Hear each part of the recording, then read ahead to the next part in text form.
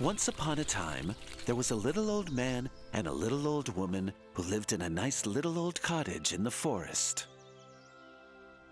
They loved each other very, very much, but they didn't have any children and were terribly lonely.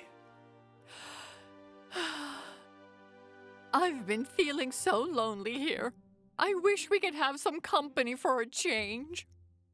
But you know, we live out here in the middle of nowhere. There's nobody to visit for us for miles and miles. Suddenly, the little old woman had an idea. Huh? I know. I'm going to bake us a gingerbread man. The little old man was very confused. A gingerbread man. How on earth will he keep us company? You'll see when I finish. The little old woman could hardly wait for the gingerbread man to be ready. As she placed the gingerbread man down on the counter, she felt a little less lonely. Imagine her surprise when she held the gingerbread man and saw that it came to life. You're really going to be good company for us. But the gingerbread man didn't want to stay and live in a little old cottage. What he wanted was to explore the world. As he leapt up to the window, the little old woman called after him. Wait. Where do you think you're going?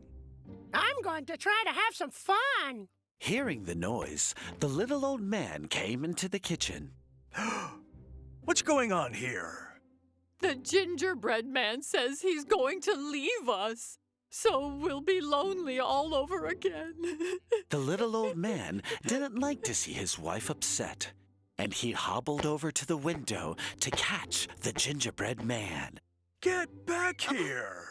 But the gingerbread man jumped out of the window. As he ran away, he shouted, Run, run, run as fast as you can. You can't catch me. I'm the gingerbread man. The little old man tried his best to keep up, but the gingerbread man was way too fast for him. The gingerbread man kept running until he reached the countryside. Very nice. I think I'm going to like living here. So he decided to explore a nearby field. The gingerbread man was whistling as he walked around the area. Then, all of a sudden, a big cow appeared and began talking to him. What are you doing right here in my field, little man? Moo. The gingerbread man didn't think it was anyone's field. I go wherever I like. Is that so? The cow put his nose in the air and sniffed. Well, you smell really delicious. And here, I'm used to eating whatever I like. Moo. The cow leapt forward to take a bite out of the gingerbread man, but the gingerbread man quickly jumped out of the way and began to run. As the gingerbread man ran away, he shouted, Run, run, run as fast as you can. You can't catch me. I'm the gingerbread man. The cow chased him for a while, but soon was out of breath. After walking a bit further, the gingerbread man came to a farmyard with a stable. So he decided to explore. Suddenly, a horse poked his head over the side of the stable door and began talking to him. Who are you? Haven't you heard about me? I'm the gingerbread man. Does that mean that you're all made out of gingerbread? Of course it does. The horse threw back his head and neighed. And I love gingerbread. Without warning, the horse turned and kicked open the stable doors, sending the gingerbread man crashing to the floor. The gingerbread man got up as fast as he could and began to run away. The horse began to chase him. Come back here, gingerbread. I'm very hungry.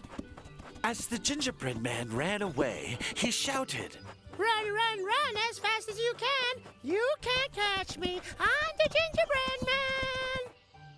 The gingerbread man reached the edge of the paddock and ran across a road, nearly getting hit by a tractor. The horse shouted after him. Wow, you're extremely lucky, Mr. Gingerbread Man. The gingerbread man climbed through a hedge on the other side of the road and paused to catch his breath. Then he mopped his little gingerbread brow with his little gingerbread hand. Maybe I should have stayed with the little old man and woman. All of a sudden, from the hedgerow, a hare appeared and began talking to him. Oh, look, it's a gingerbread man. You would feed my family for a whole week. Come a little closer so I can get a good look at you. But the gingerbread man didn't like the sound of that, and he began to run again.